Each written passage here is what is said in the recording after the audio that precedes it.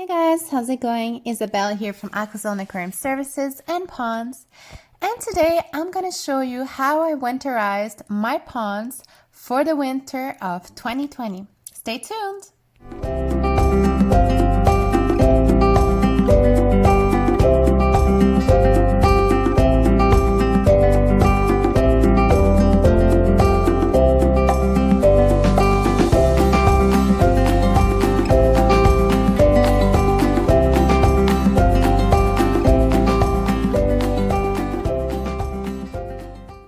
Here you see a trench that I dug out because I need to pass a new cable in order to run a pool heater on my pond this year.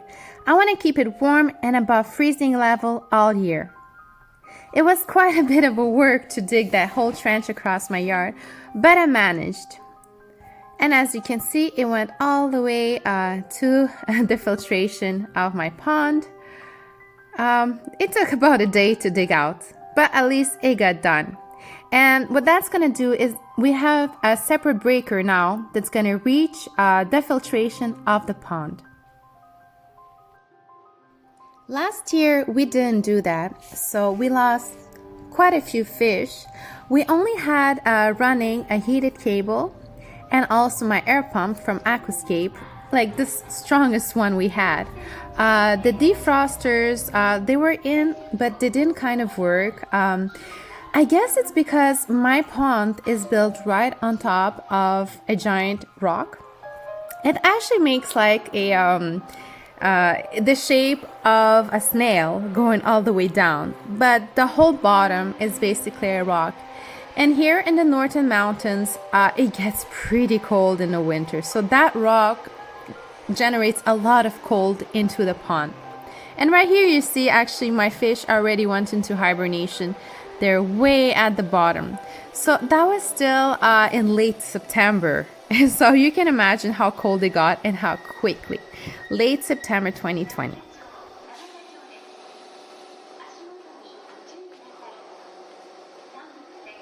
Another struggle that I should have planned better were the leaves.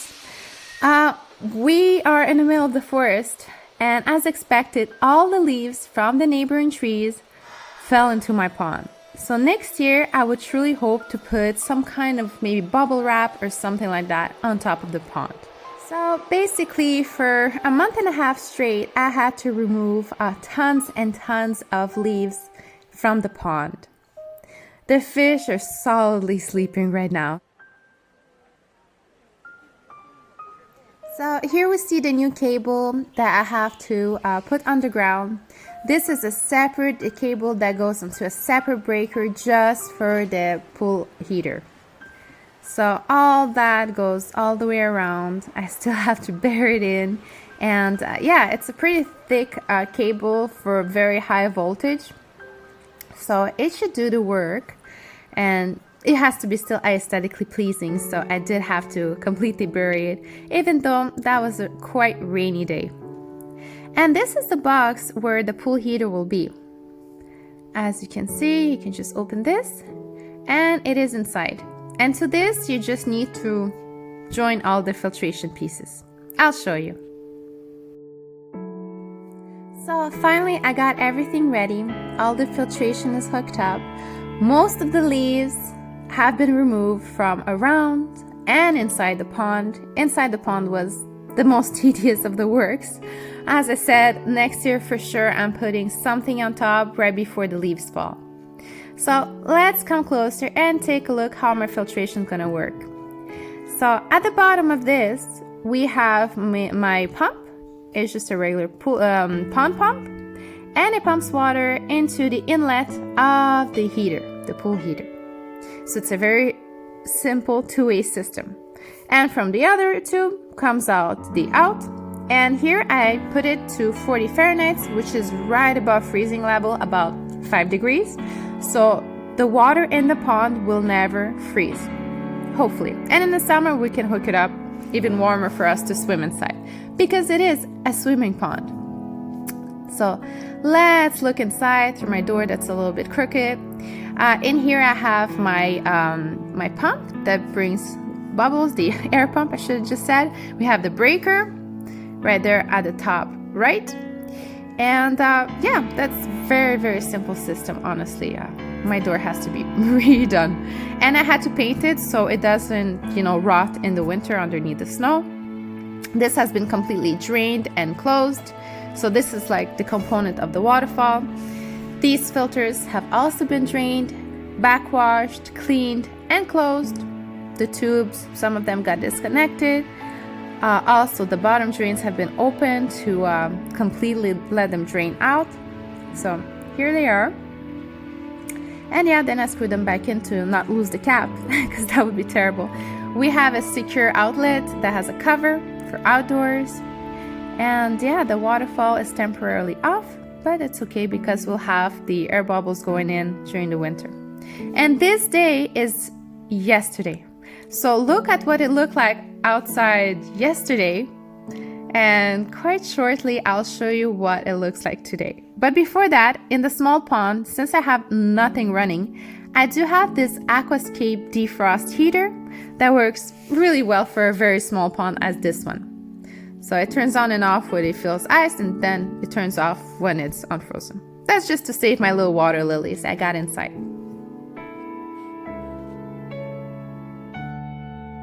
Also, another thing is that I have a secure plug on this tree that has a cover for winter and, just to be outdoors. I also had to turn off my overflow, which is my little bubble here. You see that the water drips into the pond when it's empty or getting empty, and the fish are still at the bottom. So let's see today. Welcome to Winter Wonderland. This morning it started snowing. We are the 26th of October. So this is what it looks like in the mountains on the 26th of October 2020. And as you may notice, none of my 2 ponds have frozen over. The little defrost is working amazingly. It's currently -1, I guess 35 Fahrenheit or something. And yeah, everything's going really good. My dog always in the picture. She's having a little stroll through the snow. She really likes the snow, actually. So you might or might not see my fish through the wrinkles that the air pump is making, but at least you can see that nothing on the pond is frozen or even close to freezing. And the water looks kind of clear. With all that snow falling in, oh God, my waterfall is completely snowed in. And yeah, look at all that snow everywhere. So let's see, maybe you can see some fish at the bottom here. You just have to aim to the red and white spots that you see, but you might not see much because it's so dark today. And here are my lawn chairs, completely snowed in. And maybe I should light up a little fire, to make it even more Christmas around here. It's not even Halloween that I'm already talking about Christmas. Well, now, I hope this gives you a bit more of a perspective of what my pond is gonna look like for winter, what I did to it so far, and that inspires you to keep your fish alive over winter. Thank you so much for everyone that's watching. I really enjoy your views, and leave me a comment if you have any questions. Thank you, and I'll see you next time. Bye-bye.